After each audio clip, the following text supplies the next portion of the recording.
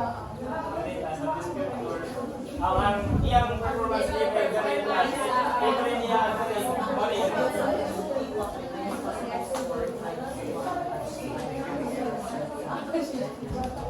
Then provide them more descriptors. You need to avoid subjective or vague terms and instead use objective indicators that differentiate between levels of achievement. So you need to avoid subjective terms like interesting or creativity. Instead, mag-focus ka sa content objectives or the content of the rubrics. Kaya kung dili mo i-avoid is like maka-cause man siya og lack of clarity sa imong objectives. So, makakusan siya sa students, mag-struggle sila understand kung sa'y dapat yung expectation or kung sa'y dapat nga ma-evaluate ang rubrics.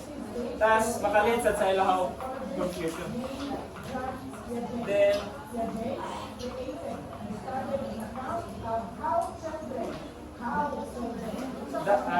ensure that the criteria effectively differentiate between performance level.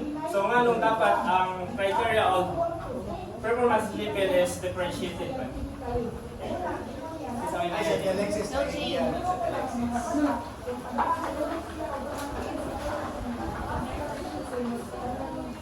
Nga no daw criteria of performance level is differentiated.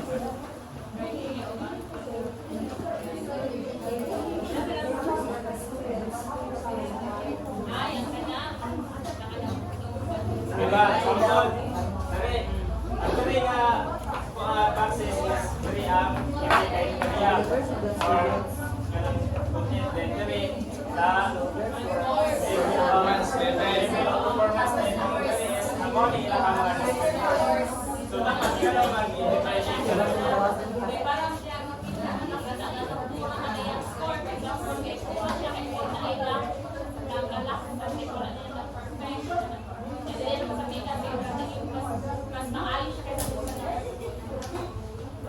So need na to i-differentiate between criteria and level of performance.